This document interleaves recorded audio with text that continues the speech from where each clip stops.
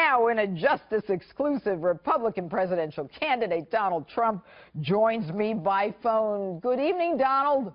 Hello, Jeanine. You have had a banner week. I don't know how you do it, but you have given at least 4 or 5 major speeches. You have been to Louisiana. You just gave a speech this afternoon. And I couldn't help but focus on your Tuesday speech because it's my wheelhouse. So I want to ask you, do you believe that there is any chance for the inner cities to survive in light of where they are today?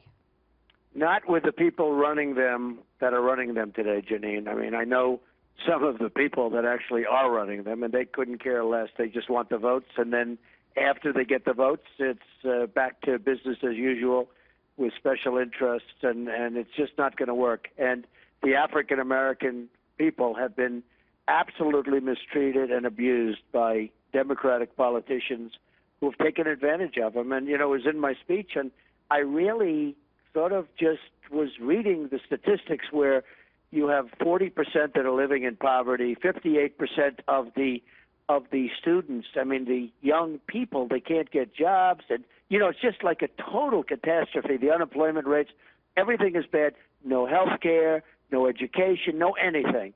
No anything. And poverty is unbelievable. And then I said, hey, wait a minute. Vote for me. What do you have to lose? I can't do worse. You can't do any worse than what these people have been doing, and I will do better. And I actually said that if you vote for me the next time in 4 years, I'll get 95% of your vote because you're going to see such a big improvement. But I said to the African-American people in all of these cities, I just looked at those numbers. They're atrocious that you just put up. I said, vote for me. What do you have to lose? But what would you do differently, Donald? Well, I'd get jobs. For one thing, we're going to, you know, you need jobs. I'd also create spirit. We have a president who is absolutely a divider. I call him the great divider. And there is so little spirit, and there is such great division, and we need a cheerleader. I thought he was going to be a cheerleader. He's not a cheerleader. I mean, look at, as an example, he's up playing golf with his friends and doesn't know what's happening down in Louisiana. I was there. And I want to say it is so sad when you look at these houses that are absolutely destroyed. Even though they're standing, they have to be taken apart and put back together again. Well, I have to tell you, Donald, my family lost a house in a flood, and it is horrible. But I did see there was a gentleman in Louisiana. It was on the internet. He was crying because he met you, and he couldn't believe that you actually went there and that he actually had the opportunity to meet you. But you know, the president had no plans to go to Louisiana.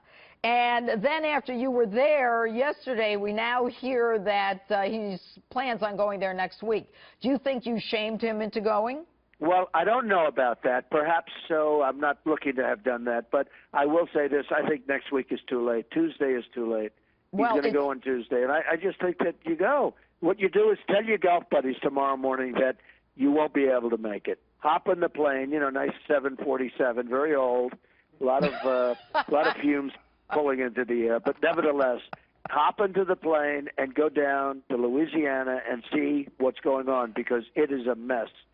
And the Army Corps of Engineers could have solved a lot of it. You know, they were telling me one of the big problems, the Army Corps of Engineers, under his jurisdiction for a long time, almost 8 years, had they done certain changes that everybody has been begging them to do, the floods would have been at a much, much lower level. And you would think after Katrina that they would have figured this stuff out.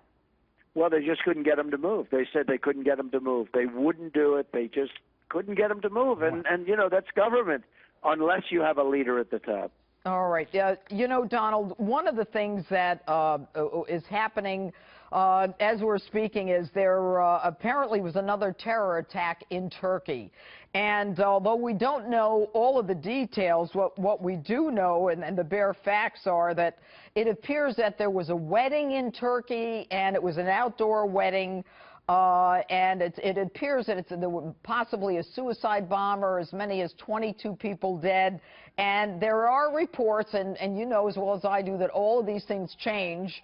You know, when we first hear things, they may not necessarily be true, but what would you do as president to stem all of these attacks and you know, the tide of these kinds of attacks? Well, we have to be much tougher than we are right now. We have to be less politically correct. we have to be so vigilant with respect to other people reporting, people in the community reporting what's going on. I heard about the attack in Turkey. It looks like it's radical Islamic terrorism again, and I'm sure, of course, you know, the president won't use that term, but it looks like that, and we'll have to find out. But, you know, I'm sure you wouldn't be totally shocked if it was. Well, but it is just a horrible thing that's going on. Nobody's seen anything like this. I mean, you go back to medieval times when they chopped off heads. It's like nobody's seen what we're seeing now, drowning in steel cages, chopping off heads, burying in sand. Nobody's seen this, Jeanine. This is medieval times. It is barbaric. You know, Donald, one of the things that I'm going to do is I'm going to be going next to Dinesh D'Souza, who did the movie Hillary's America, right, which is a discussion of some of the things that you've talked about in terms of the inner city and Democrats and what has happened to a lot of the people in the inner cities. And I hope that you're able to see that movie because it's very interesting, very consistent with where you're going. And I'm going to ask you one last kind of fun question. Go ahead. All right. As you prep for these debates, who's standing in for Hillary? Well, you know, so far I have not really given it too much thought. I didn't prep for the other debates in the primaries. I studied for them, but I didn't really prep per se. I guess the standard thing is you'd have to. You would be a very, very good. You are something. I was going to offer myself up, but I work for Fox, and everybody knows I love you, so everybody knows we're friends. But I'm not blonde, so I don't think it would work.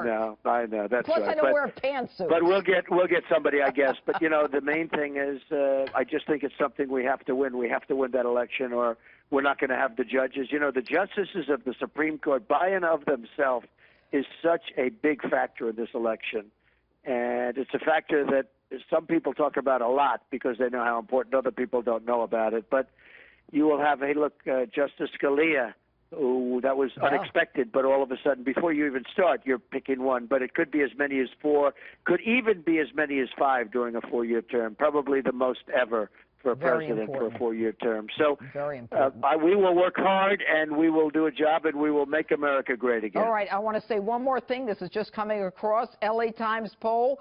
Trump takes a half-a-point lead over Clinton. Oh, wow. That's very good. So you have had a banner week after a rough couple of weeks. Well, I don't know. The press gave me a rough couple of weeks. They'll take what I say, and they will change it and totally cut it up and dice it up and then say...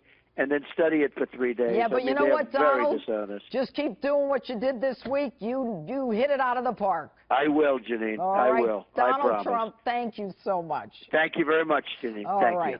And if you